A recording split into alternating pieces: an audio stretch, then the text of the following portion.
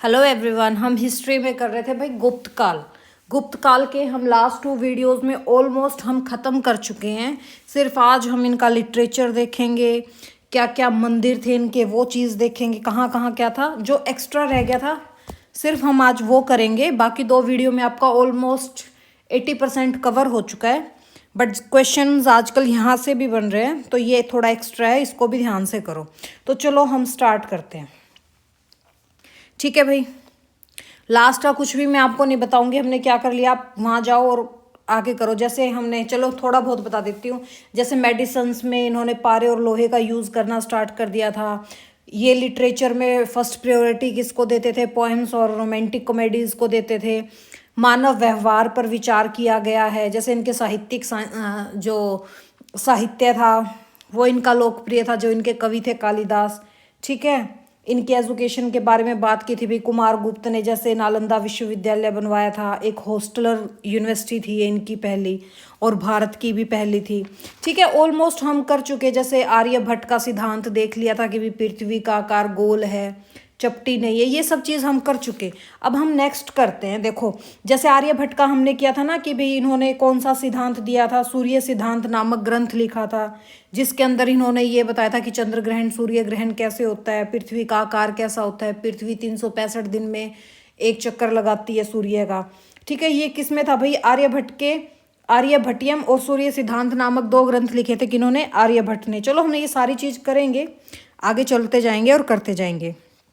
तो देखिए, गुप्त काल का साम्राज्य जिसे शास्त्रीय युग क्यों बोला गया भाई? क्लासिकल एज क्यों बोला गया? इसमें लिटरेचर आए, काव्य आए, भाई काफ़ी चीज़ें आई थी इनके काल में, तो इस वजह से इनको क्या बोला गया? शास्त्रीय युग बोला गया। भारत का स्वर्ण युग, क्लासिकल एज बोला इसको गया। इन्होंने 320 से 550 ईस्वी तक अस्तित्व में रहा। वैसे तो ये अस्तित्व में 240 में ही आ गया था, बट चंद्रगुप्त प्रथम आए थे वो 319-20 में आए थे, जब से आपका ये गुप्त संवत स्टार्ट हुआ था, तब जाके रियल फाउंडर इनको बोला जाता है चंद्रगुप्त प्रथम को। ठीक है भाई, भारत पर शासन करने वाली दुनिया की चौथी सबसे बड़ी राजनीतिक इकाई बनना कौन बना? गुप्त काल। ठीक है, गुप्त काल की दूसरी बात क्या थी भाई? विकेंद्रीयकृत प्रशासन की एक पद्धति थी जिससे आधिकारिक अभ्यासों के पदानुक्रम को व्यवस्थित किया जाता था। गुप्त काल को भारत का क्लासिकल युग या शास्त्रीय युग, क्लासिकल को हिंदी में क्या बोलते हैं? शास्त्रीय युग, स्वर्ण युग, इसे आर्थिक समृद्धि और सरकार की स्थिर स्थिति के रूप में चिन्हित करता है। गुप्त साम्राज्य में विश्वविद्यालय कौन कौन सा? जैसे विश्वविद्यालय था आपका बिहार का नालंदा विश्वविद्यालय,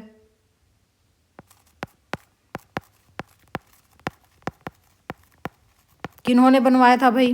कुमार गुप्त ने। ठीक है, साहित्य हो गया इनका, मूर्तिकला हो गया। जैसे गणित के आपके कौन थे? आर्यभट्ट थे, उन्होंने आर्यभट्टियम और आपके सूर्य सिद्धांत नामक ग्रंथ लिखे थे भाई। तर्क शास्त्र जो रीजनिंग था, वर्णाक्रमणित जो आपको लास्ट वीडियो में करवा चुकी मैं, उन अक्षरों का यूज किया इन्होंने। धातु कर्म, सड़कें, चित्रकला जैसी कई क्षेत्रों में खोज की। जैसे चित्रकला में जो आपकी अजंता एलोरा की जितनी भी गुफाएं हैं, जैसे 29 गुफाएं हैं भाई। अजंता एलोरा में कितनी गुफाएं हैं? टोटल 29 गुफाएं हैं। उन 29 गुफा में आज के टाइम पे सिर्फ 6 ही बची हैं। इन गुफा में जो 16 और 17 नंबर की गुफा है, 16 और 17 नंबर की गुफा, इसमें ना जैसे 16 में किसका चित्र अनुक्रमित है भाई? 16 में है एक राजकुमारी थी मरणासन। 16 में किसका? एक राजकुमारी थी मरणासन। कहाँ लिखूं? रुको, मैं दूसरे पेज पे इसको ऐड करके लिख देती हूँ भाई।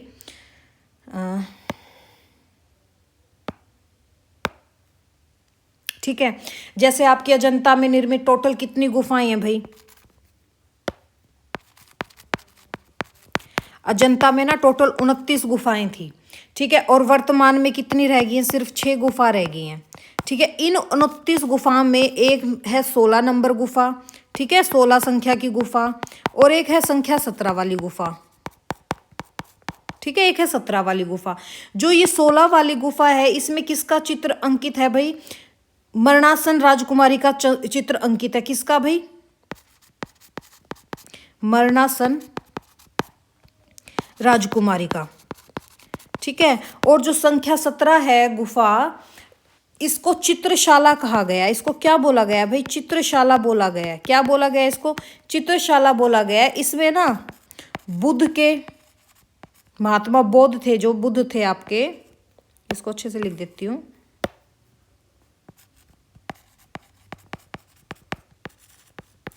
महात्मा बुद्ध के जीवन, उनका जन्म, महाभिनिष्क्रमण,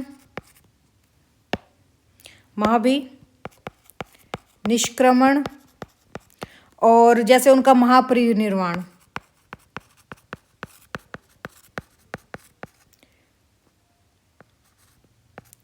इनके चित्र अंकित है किसमें? गुफा नंबर 17 में। और 16 में किसका है? मरणासन राजकुमारी का चित्र है।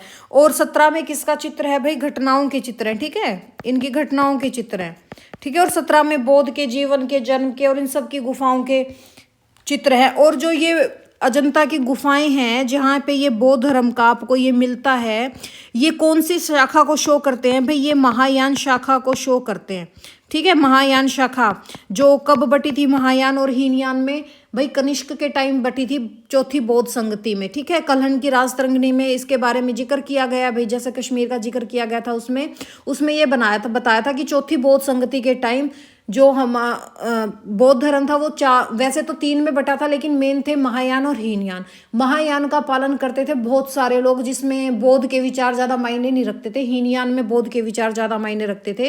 हीनयान फॉलो करता था अशोक और महायान फॉलो करता था कनिष्क, ठीक है। उसके बाद तो जैसे पाल वंश आ गया था, पाल वंश में बौद्ध धर्म का वही हो गया था भाई, खत्म सा ही हो गया था सिस्टम। जैसे गुप्त काल में निर्मित अन्य गुफा कौन सी थी भाई? एक और अन्य गुफा थी, कौन सी थी? बाघ गुफा, ठीक है। कौन सी थी भाई? बाघ गुफा थी, ठीक है। जो कहाँ पर है भाई? आपके ग्वालियर के पास समीप है, ग्वालियर के पास स्थित है, ठीक है।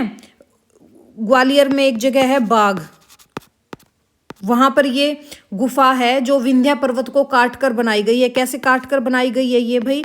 जो आपका विंध्या पर्वत कहाँ पे है? एमपी में पड़ता है। विंध्या पर्वत को काट कर ये गुफा बनाई गई है। कौन सी? बाघ गुफा, ठीक है भाई। और इतना हो गया। ये था आपका भाई, किससे रिलेटेड था आपका? ये था जो आपके ये चित्रकारी थी, इससे रिलेटेड, ठीक है, ठीक है। चित्रकला का मैंने आपको बता दिया कहाँ कहाँ क्या थी, कई क्षेत्रों की खोज की। जैसे गुप्त काल में साम्राज्यों ने विज्ञान, द्वंद्ववाद, इंजीनियरिंग, जैसे इनके विज्ञान के वो कौन थे भाई?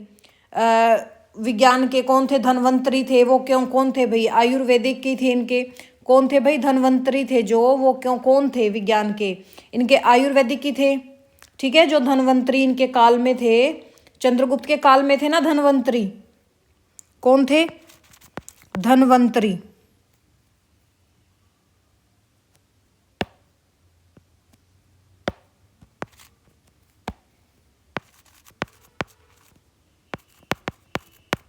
ये कौन थे भाई? आयुर्वेदाचार्य थे, ठीक है भाई। जैसे इंजीनियर थे इनके टाइम पे, हैं आपके खगोल विज्ञान, जैसे आर्यभट्ट थे। और एक तो आर्यभट्ट थे खगोल के, और एक और थे भाई, उनका नाम याद नहीं आ रहा मेरे को, क्या नाम था उनका? आर्यभट्ट थे और चलो मैं बताऊंगी आपको, वो भी मुझे याद आते ही मैं आपको इस चीज़ का भी बारे में बताऊंगी, ठीक है। दर्शन आदि की उन्नति की। प्राचीन भारत के स्वर्ण युग की संरचना और मंदिरों के माध्यम से वास्तुकारों सहित अधिक कौशल लाए गए। जैसे ना इनके टाइम पे ना मंदिरों का बहुत निर्माण हुआ था। गुप्तों के टाइम पे ना इनके कुछ मंदिर थे, जैसे विष्णु मंदिर जो तिगवा में था, ठीक है, ये भी मैं आपको बता देती हूँ। इनके गुप्तकालीन प्रसिद्ध मंदिर कौन कौन से थे भाई?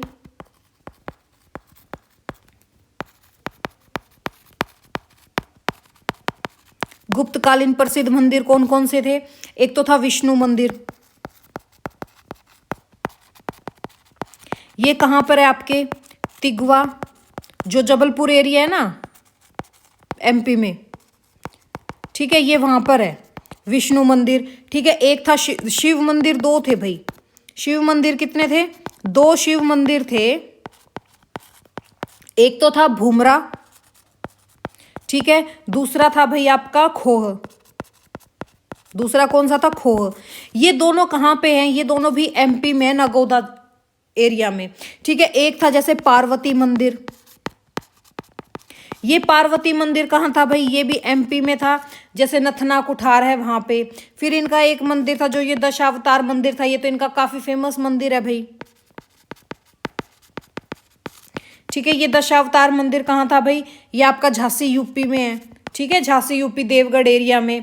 फिर था इनका एक भीतरगांव मंदिर, भीतरगांव मंदिर, इसको आप लक्ष्मण मंदिर के नाम से भी जानते हैं। ठीक है, इसी मंदिर को दूसरे किस नाम से बोला जाता है भाई, लक्ष्मण मंदिर के नाम से।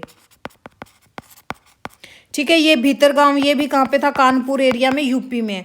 तो विष्णु गुप्त कालीन कौन कौन से मंदिर थे भाई, एक तो विष्णु मंदिर था जो एमपी में है, शिव मंदिर दो थे, वो दोनों भी एमपी में है, पार्वती मंदिर भी एमपी में, एक दशावतार मंदिर जो है इनका काफी फेमस मंदिर है। जो ये दशावतार मंदिर है ना भाई, ये इनका काफी फेमस मंदिर है, जो झांसी आपके देवगढ़ एरिया में है। ठीक है, ये दशावतार मंदिर है। ये कहते हैं कि भाई गुप्त काल में ना वैष्णव धर्म संबंधी जो महत्वपूर्ण अवशेष हैं, ठीक है, महत्वपूर्ण अवशेष हैं गुप्त काल के वैष्णव धर्म से संबंधित, वो इसी मंदिर में पाए गए थे। कौन से मंदिर में, दशावतार मंदिर में। फिर एक भीतरगांव मंदिर है, ये भी आपका यूपी में। ठीक है भाई, ये इनके मंदिर थे इंपॉर्टेंट। गुप्त काल के सम्राटों को महाराजा कहा जाता था, और वैसे महाराजा धीराज भी कहा जाता था, राजाओं का राजा। गुप्त काल में मूर्ति कला के प्रमुख केंद्र कौन से थे भाई, मथुरा, सारनाथ और पाटलिपुत्र। जैसे इनकी द्रविडियन शैली, नागर शैली इंपॉर्टेंट थी, वो मैं आपको लास्ट वीडियो में बता चुकी हूँ भाई। नागर शैली उत्तरी एरिया की थी और द्रविडियन शैली साउथ एरिया की थी।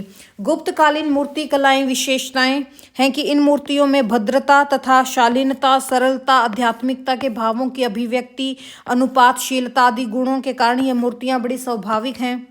ठीक है भाई, जैसे इनके बुद्ध की जो मूर्तियां मिली हैं इनके टाइम पे, कौन कौन सी 5 मुद्राओं में मिलती है, एक तो ध्यान मुद्रा में मिलती है, जैसे वो ध्यान करते हैं। ठीक है, भूमि स्पर्श मुद्रा, भाई वो ऐसे आलती पालती मार के बैठे और भूमि को स्पर्श करते हैं। एक उनकी अभय मुद्रा मिली है, वर्ण मुद्रा मिली है और धर्मचक्र मुद्रा मिली है। बुद्ध मूर्तियों की कौन कौन सी मुद्रा गुप्त काल में निर्मित मिली है भाई, ध्यान मुद्रा, भूमि स्पर्श मुद्रा, अभय मुद्रा, वर्ण मुद्रा और धर्मचक्र मुद्रा। और इन मुद्राओं के बारे में इनकी और भी जो हैं वो मैं आपको, जो बौद्ध धर्म हमने किया था उसमें मैं ऑलरेडी बता चुकी हूँ। जिसको डिटेल में करना है वो उस वीडियो में जाके करो भाई। ठीक है, यहाँ पे सिर्फ मैं ये बताऊंगी कि यहाँ पे बौद्ध धर्म की कौन कौन सी भाई बौद्ध की कौन कौन सी मुद्रा की मूर्तियां मिली हैं। ध्यान मुद्रा, भूमि स्पर्श मुद्रा, अभय मुद्रा, वरदा मुद्रा, धर्मचक्र मुद्रा, ये सब कहाँ मिली हैं भाई, गुप्त काल में। सारी कहाँ मिली हैं, गुप्त काल में। जैसे कालिदास की रचनाओं में चित्रकला के विषय के अनेक प्रसंग हैं। ठीक है, जैसे मेघदूत में, मेघदूत किसकी रचना है भाई, कालिदास की रचना है। यक्ष पत्नी के द्वारा यक्ष के भाव्य गम्य चित्र का उल्लेख मिलता है। ठीक है भाई, और सती प्रथा का भी जो एविडेंस है वो भी कहाँ मिला था भाई, आपके इसमें ही मिला था। ठीक है, गुप्त काल में ही मिला था सती प्रथा के एविडेंस, यानी कि फर्स्ट एविडेंस मिला था। कोई भानुगुप्त नाम का आदमी था। ठीक है, कब मिला था भाई सती होने का प्रमाण भी, ये भी लिख लो भाई, इंपॉर्टेंट है, मेरे याद आ गया। ठीक है भाई,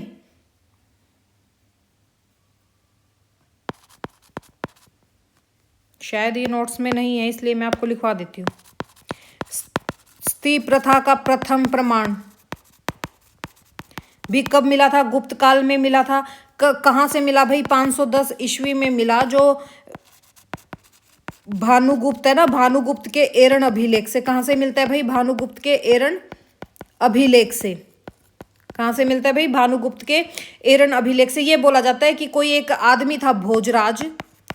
ठीक है, एक आदमी था भोजराज, उसकी पत्नी के सती होने का उल्लेख इस अभिलेख में किया गया। किसमें, एरण अभिलेख में। एग्जाम में कैसे क्वेश्चन आता है कि भी एरण अभिलेख किसका है, भानुगुप्त का है। सती प्रथा का उल्लेख किस अभिलेख में मिलता है भाई, एरण अभिलेख में मिलता है। ये आपको स्टैटिक जीके में करवाया जाता है, बट ये किसके काल का है भाई, गुप्त काल का है। ठीक है, इसको आप याद कर लेना अच्छे से। जैसे विंध्य जंगल में ना एक सबर जाति रहती थी। विंध्य जो पर्वत है उसके जंगलों में एक सबर जाति रहती थी। ठीक है, ये जो सबर जाति है ये क्या करती थी भाई, देवताओं को मांस चढ़ाती थी। क्या करती थी भाई, ये देवताओं को मांस चढ़ाते थे ये लोग। ठीक है भाई, जैसे कायस्थ थे, जो आपकी कायस्थ जाति है। ठीक है। इसका वर्णन भी कहाँ मिलता है भाई? सर्वप्रथम वर्णन इसका कहाँ से मिलता है? ओशनम स्मृति से मिलता है। कहाँ से मिलता है भाई? इसका ओशनम स्मृति से इसका उल्लेख मिलता है, कायस्थ जाति का। ठीक है, जाति के रूप में भाई इनका सर्वप्रथम वर्णन किस में मिलता है? ओशनम स्मृति में। और ओशनम स्मृति किसकी है भाई? आपके गुप्त काल की है। जैसे जो इन्होंने स्वर्ण मुद्राएं चलाई थी भाई, इनकी स्वर्ण मुद्राओं को क्या बोला जाता था? इनकी स्वर्ण मुद्राओं को तो बोला जाता था दिनार, और चांदी के सिक्कों को बोला जाता था रुपये का। क्या बोला जाता था? रुपये का। क्या बोला जाता था भाई? रुपये का। चांदी के सिक्कों को बोला जाता था, सोने के सिक्कों को बोला जाता था दिनार। और जो गुप्त काल में उज्जैन था, उज्जैन जो एरिया था, ये क्या था भाई? फेमस व्यापारिक केंद्र था। क्या था? व्यापारिक केंद्र था। ठीक है, सिंचाई के लिए ये लोग है ना, सिंचाई के लिए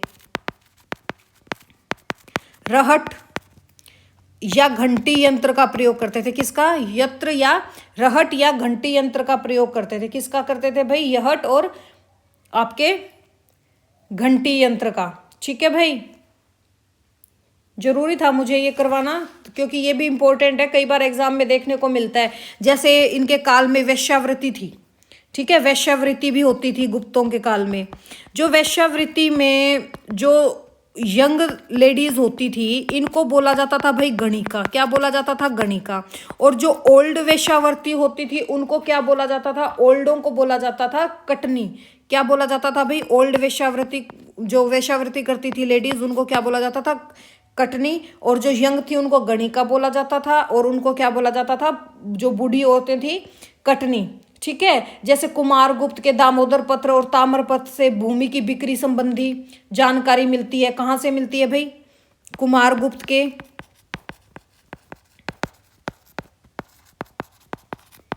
दामोदर पत्र दामोदर पत्र ताम्रलेख से हमें क्या मिलता है भाई? इनकी भूमि बिक्री संबंधी जानकारी मिलती है। ठीक है, भूमि बिक्री संबंधी कहाँ से मिलती है हमें? दामोदर पत्र ताम्रलेख से। ठीक है, इसको जाति प्रथा का आपको बता दिया कि भाई जाति व्यवस्था थी भाई इनके काल में। ठीक है, ये चीज़ मैं आपको बता चुकी क्या क्या चीज़ थी। ठीक है, जैसे मंदिर बनाने की कला का जन्म भी गुप्त काल में हुआ था। आर्यभट्ट की थी जो, चलो ये सूर्य सिद्धांतम और ये तो आगे आएंगी, तो नोट्स में है ही। ठीक है भाई, जैसे कालिदास की रचनाओं में क्या था भाई? मेघदूत। मेघदूत में किसका है भाई? यक्ष यक्षिणी थे, जो उनका वर्णन किया गया है, उनका चित्र उल्लेख किया गया है। इस काल में कालिदास ने महाकाव्य लिखे कौन कौन से? जैसे रघुवंशम किसका था? कालिदास का था। कुमार संभव कालिदास का था। सबसे प्रसिद्ध थी इनकी ऋतु संहार और मेघदूतम। मेघदूतम में किसका वर्णन है भाई? यक्ष और उसकी पत्नी का वर्णन किया गया है। कालिदास के महाकाव्य कौन कौन से थे भाई? रघुवंशम, कुमार संभव, सबसे प्रसिद्ध थे ऋतु संहार और मेघदूतम। ये ना एग्जाम में बहुत बार आते हैं, तो इनको अच्छे से कर लो कि कालिदास के महाकाव्य कौन से थे भाई? एक तो रघुवंशम, कुमार संभव और ऋतु संहार, मेघदूतम इनके प्रसिद्ध थे। इनके ना नाटक भी थे कौन कौन सा? जैसे अभिज्ञान शाकुंतलम था भाई, विक्रमोर्वशीयम था, मालविकाग्नि मित्रम था। ये भी किसके द्वारा लिखे गए थे नाटक भाई? कालिदास के द्वारा लिखे गए थे। कौन कौन से थे भाई? अभिज्ञान शाकुंतलम था एक तो, जो शाश्वत नाटक था भाई। एक विक्रमोर्वशीयम नाटक था इनका। एक मालविकाग्नि मित्रम था। ये तो मोस्ट इंपॉर्टेंट है, पता नहीं कितनी बार एग्जाम में आ चुका है। मेघदूतम बहुत बार आ चुका है। ठीक है भाई, अभिज्ञान शाकुंतलम भी बहुत बार आ चुका है। ठीक है, कालिदास के महाकाव्य कौन कौन से थे भाई? एक तो रघुवंशम, ठीक है, कुमार संभव, ऋतु संहार, मेघदूतम। इनके नाटक कौन कौन से थे? अभिज्ञान शाकुंतलम था भाई, विक्रमोर्वशीयम था, मालविकाग्नि मित्रम था। ये सब किसके द्वारा लिखे गए थे? कालिदास के द्वारा लिखे गए थे। जैसे ना भृतहरि का नीति शतक था। ठीक है, भृतहरि के कौन कौन से थे भाई? भृतहरि के कौन कौन से थे?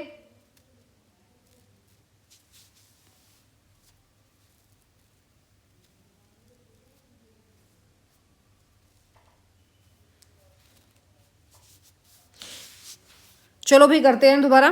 भृतहरि का कौन कौन सा था भाई? नीति शतक था, श्रीनगर शतक था, वैराग्य शतक इनका पूछा जा चुका है।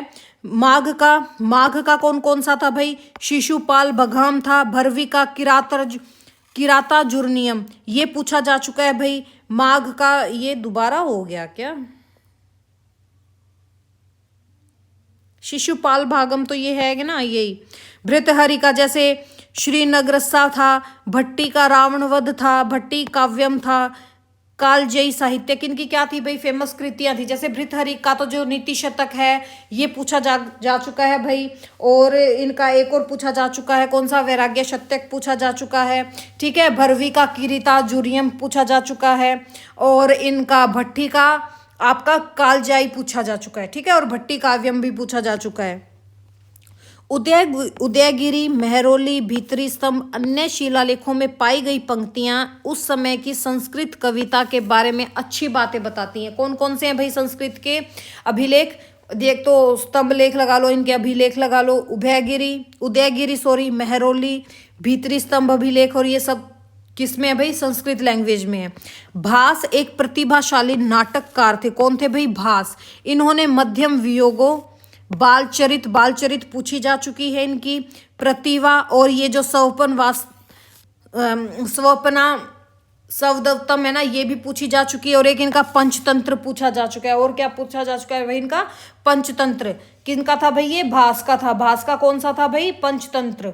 कौन सा था, भास का पंचतंत्र। ये काफी बार इनका पूछा जा चुका है। पंचतंत्र तो किसका है, भास का।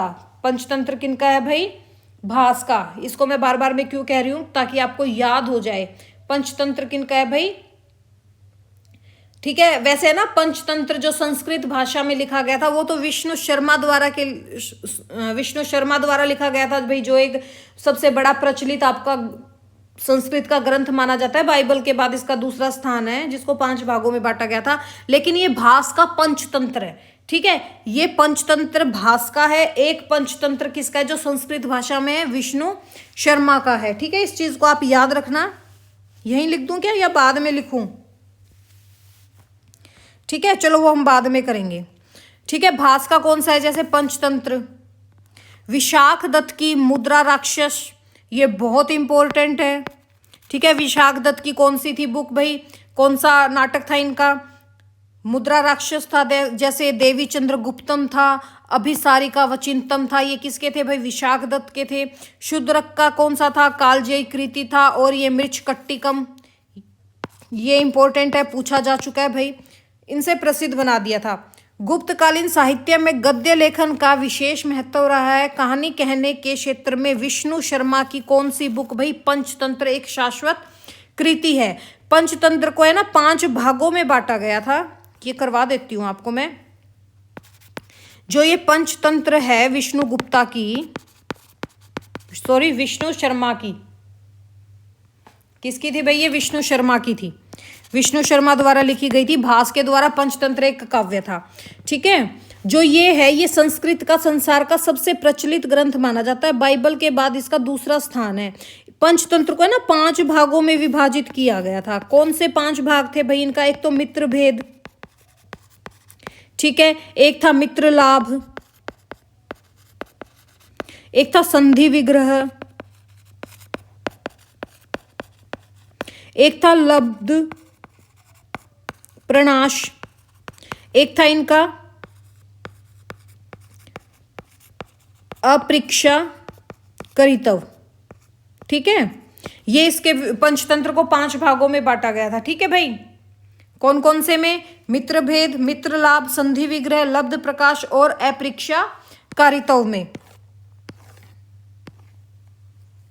तथा सभी कहानियों में जीव जंतु और पक्षियों की प्रमुख भूमिका रही है। किसमें, पंचतंत्र में। दिलचस्प बात यह कि ये पूरी दुनिया में सबसे प्रसिद्ध है संस्कृत लैंग्वेज में। किस लैंग्वेज में भाई, संस्कृत लैंग्वेज में। और बाइबल के बाद दूसरी सबसे प्रसिद्ध बुक है ये। गुप्त राजवंश के दौरान दंडिन की, जो ये दंडिन की बुक है ना, दश कुमार चैरित्यम, ये भी एग्जाम में आ चुकी है। सुबंधु की वासवदता, 2 अतिरिक्त गद्य रचनाएं हैं। गुप्त काल के स्वर्णिम काल में काव्य शास्त्र, काव्य सिद्धांत का उदय हुआ, ठीक है। गुप्त वंश में काव्य शास्त्र और काव्य सिद्धांत का भी उदय हुआ। जैसे काव्य शास्त्र पर प्रसिद्ध साहित्य कौन सा था भाई, दंडिन का काव्यादर्श था। वारहमिहिर की बृहत संहिता, ये मोस्ट इंपॉर्टेंट है, ठीक है। वारहमिहिर की बृहत संहिता, वारहमिहिर की कौन सी थी, वारहमिहिर की कौन सी थी भाई, बृहत संहिता और वाराहमिहिर किसके शासन में थे? चंद्रगुप्त द्वितीय के शासन में थे। ठीक है, जैसे वामहा की काव्यालंकार। ठीक है भाई, गुप्त काल के दौरान चंद्रगौमिन की चंद्र व्याकरण, जैनेन्द्र की व्याकरण, कात्यायन की वर्तिका, ये इंपॉर्टेंट है। ठीक है, कात्यायन की वर्तिका, कार्तिकावृत्ति और न्यासा नामक अन्य 2 रचनाएं उल्लेखित किया। ये कौन से थे? व्याकरणिक ग्रंथ थे। ठीक है, अमर सिन्हा की अमरकोश एक महत्वपूर्ण गुप्त शब्दकोश है। ये मोस्ट इंपॉर्टेंट है भाई यूपीएससी के हिसाब से। ठीक है, यूपीएससी हो गया आपका, एचपीएससी हो गया, या जो भी आपका पीसीएस एग्जाम है उसके हिसाब से ये बहुत इंपॉर्टेंट क्वेश्चन है। अमरकोशा एक गुप्त शब्दकोश था, किसका? अमर सिन्हा का, गुप्त काल का। ठीक है भाई, उस समय अन्य प्रसिद्ध शब्दकोश लेखों में धन्वंतरी, वरुरुचि, कात्यायन, ये इंपॉर्टेंट है। वात्स्पीति, ये भी इंपॉर्टेंट है। ये क्या थे भाई? शब्दकोश थे इनके, गुप्त शब्दकोश। ठीक है, गुप्त काल में विभिन्न दार्शनिक और राजनीतिक ग्रंथ लिखे गए। जैसे कौन सा था भाई? कामनंद द्वारा रचित नीतिसार था, एक शानदार रचना थी। इसमें क्या था भाई? आपके राज्य प्रबंध के बारे में बताया गया था कि भी राजा कैसे अपने प्रजा के प्रति कार्य करती है, उनका क्या कर्तव्य है अपने साम्राज्य को ठीक रखने का, शासन सत्ता ठीक चले, लोग ढंग से रहें, लोग ग्रोथ करें। ये सब किस में लिखा गया है भाई? नीतिसार में लिखा गया है। वात्स्यायन द्वारा रचित जैसे कामसूत्र था, मैंने आपको कहा था ना कि ये रोमांटिक उस चीज को ये फर्स्ट प्रायोरिटी देते थे। तो जो कामसूत्र थी, प्रेम कला, प्रेम की कला, ये वात्स्यायन द्वारा रचित थी। ठीक है भाई, वात्स्यायन द्वारा रचित कामसूत्र प्रेम की कला और शहरी जीवन की जटिलताओं के बारे में एक अद्भुत रचना है। ठीक है, ये भी कौन से काल की थी भाई? आपके गुप्त काल की थी। गुप्त काल के दौरान नारद, याज्ञवल्क्य, मनु और अन्य स्मृति लेखन की रचना की गई थी। कौन कौन सी की गई थी? एक तो नारद स्मृति हो गया आपका, याज्ञवल्क्य हो गया और मनु स्मृति हो गया, इनकी रचना की गई थी। उस समय प्रशासन और सामाजिक नियमों पर एक ये टिप्पणी थी। I am sorry. चलिए नेक्स्ट करते हैं अब। गुप्त वंश के दौरान भारतीय दर्शन ने अपनी प्रसिद्ध शिखर को प्राप्त किया था। किसमें? भारतीय दर्शन ने। ठीक है, सबसे पीक पॉइंट पे था। इस समय की रचना थी जो शास्त्र तंत्र, संख्या दर्शन पर अंतर्दृष्टि डालता है। कौन सा? शास्त्र तंत्र, शास्त्र तंत्र। गुप्त साम्राज्य के दौरान योग दर्शन की प्रगति में जैसे व्यास के भाष्य में परिलक्षित हुआ। ठीक है, ये मोस्ट इंपॉर्टेंट है भाई। न्याय दर्शन पर महत्वपूर्ण पुस्तकों में जैसे धर्म कृति की न्याय बिंदु भी शामिल थी, और जो नवात्स्याम थे इनकी न्याय भाष्य थी। ठीक है भाई, जैसे मेहरौली स्तंभ लेख जो आपके दिल्ली के कुतुब मीनार परिसर में स्थित है। कहाँ पर है भाई मेहरौली? जैसे मेहरौली वहाँ पे गांव भी है ना। मेहरौली जो स्तंभ शिलालेख है ये दिल्ली के कुतुब मीनार परिसर में स्थित है, जो चंद्रगुप्त काल का है। और इस पे ना इसका मतलब जो लोहा है जो इस पे लगाया गया है ना स्तंभ लेख पे, आज तक इस पे जंग नहीं लगा भाई, इतना बढ़िया लोहा लगाया गया है इस पे। गुप्त काल के कई शिलालेख लिखे गए हैं। इस काल में साहित्यिक शक्ति के बारे में कुछ बताते हैं। जैसे इलाहाबाद का जो आपका स्तंभ लेख था, प्रयाग स्तंभ लेख,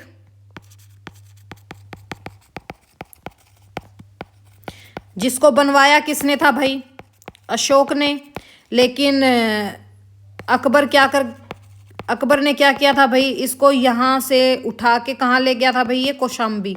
कहाँ उठा ले गया था इसको? ये कौशाम्बी। इसमें जो समुद्रगुप्त है इसी को तो वीएन स्मिथ ने भारत का नेपोलियन कहा था। इसी में समुद्रगुप्त के जो 9 आर्यव्रत एरिया में शासकों को हराया था, और जो 12 दक्षिणावर्त शासकों को हराया था, जिसको आप धर्म युद्ध के नाम से भी जानते हो।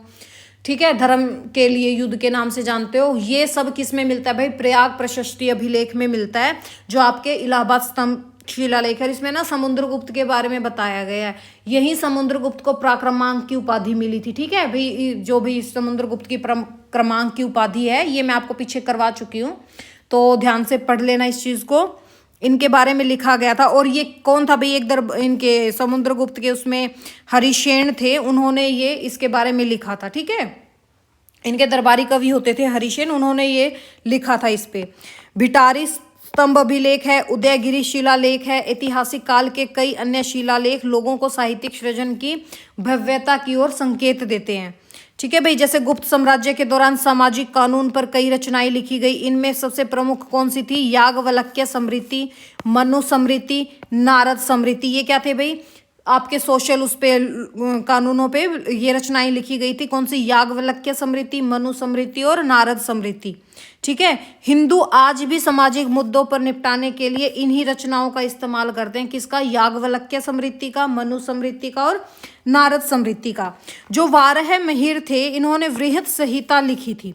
ठीक है, ये मोस्ट इंपॉर्टेंट है इनकी। तथा खगोल विज्ञान एवं ज्योतिष के क्षेत्र में इन्होंने योगदान दिया था। ठीक है, मैं आपको कहती हूँ ना, आर्यभट्ट के अलावा एक और नाम थे, वो वारह मिहिर थे, जिन्होंने एस्ट्रोनॉमी और इन चीजों पे अपना योगदान दिया था। ठीक है भाई।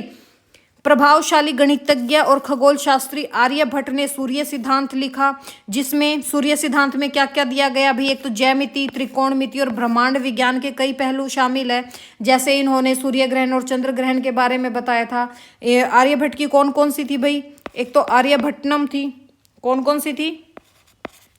आर्यभट्टियम। और एक इनकी थी ये सूर्य सिद्धांत नामक। ठीक है, सूर्य सिद्धांत। और एक थी आर्यभट्टियम। इनकी रचनाएं थी ये। इनमें इन्होंने क्या बताया भाई? एक तो इन्होंने शून्य का भी आविष्कार किया था इस टाइम पे, जो भाई 10 के मल्टीपल को शो करना था। ठीक है, सूर्य सिद्धांत लिखा गया, जिसमें ज्योमेट्री आपकी, ट्रायंगुलरिटी आ गई आपकी, और ब्रह्मांड विज्ञान आ गया, जिसमें इन्होंने सूर्य ग्रहण, चंद्र ग्रहण के बारे में बताया कि ये कैसे होते हैं, सूर्य ग्रहण और चंद्र ग्रहण कैसे लगता है। और जैसे इन्होंने इसमें बताया था कि पृथ्वी गोल है ना कि चपटी, और एक्चुअल में पृथ्वी कैसी है भाई? जियोड है। ठीक है। और इन्होंने ही बताया था कि पृथ्वी सूर्य के चारों ओर 365 दिन में चक्कर काटती है। शंकु द्वारा भूगोल के क्षेत्र में कई ग्रंथों की रचना की गई। ठीक है, शंकु ने किसमें किया था? ज्योग्राफी में रचना की थी। व्यापार और वाणिज्य का देश के भीतर व बाहर दोनों जगह विकास हुआ। जैसे रेशम, कपास, मसाले, औषधि में जैसे इन्होंने लोहा और पारे का यूज किया भाई। ठीक है। अमूल्य रत्न, मोती, कीमती धातु और स्टील के निर्यात समुद्र मार्ग से होते थे। ठीक है भाई। ये क्या थे भाई? आपके गुप्त काल का जो बचा हुआ हिस्सा था वो आज खत्म हो चुका है। सारा गुप्त काल खत्म हो चुका है। अच्छे से कर लेना। ये गुप्त काल पढ़ के चाहे तुम यूपीएससी में बैठ लेना, इससे बाहर नहीं आएगा भाई। ठीक है, चलो भाई, अब मिलते हैं हम नेक्स्ट में। Thank you, have a nice day.